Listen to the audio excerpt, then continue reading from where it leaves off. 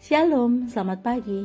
Renungan pagi Sabda Bina Umat Sabtu 13 Mei 2023. Firman Tuhan pagi ini terambil dari 1 Tesalonika 5 ayat 23 sampai 24. Demikian firman Tuhan.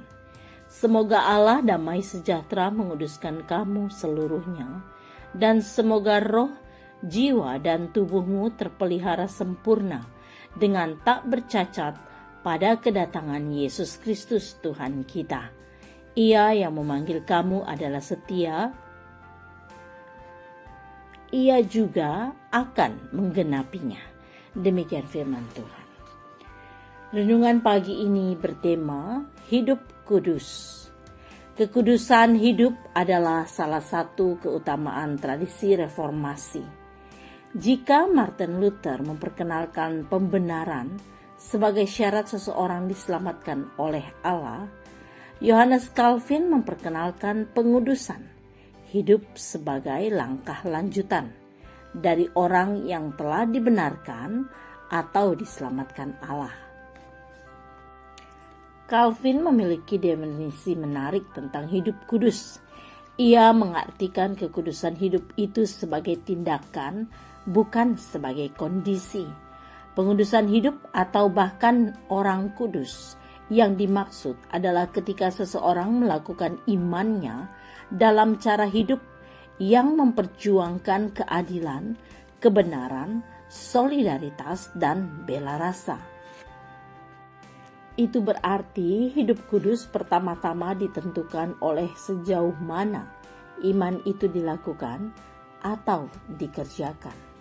Menurut Paulus, hidup yang kudus selalu aktual dalam membangun hidup bersama, sebab hidup kudus itu membawa dampak dalam relasi dengan sesama. Setiap usaha untuk membangun kekudusan hidup berarti memiliki relasi.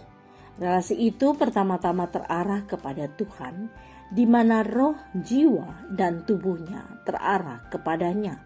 Ia sempurna dan tak bercacat, artinya sungguh-sungguh hidup mengandalkan Tuhan. Imannya tidak mendua dan tak bercacat dalam ketulusan serta komitmen sebagai pengikut Kristus yang setia. Dampak semua itu melahirkan relasi baru dengan sesama yang penuh damai dan sejahtera. Mengusahakan hidup kudus yang berdampak sosial itu harus dilakukan atau diupayakan, karena dalam ayat 24 jelas mengatakan bahwa kita harus setia dalam proses menjalani hidup kudus. Karena Allah sendiri adalah setia dalam melakukan karya penyelamatannya. Gereja adalah komunitas kudus, kata Martin Luther dan Dietrich Bonhoeffer.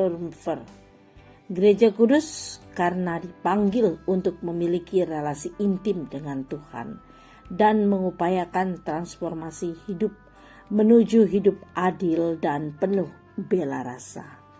Doa pagi ini, ya Tuhan, tuntunlah kami agar terus mengusahakan hidup kudus yang berdampak sosial bagi sesama.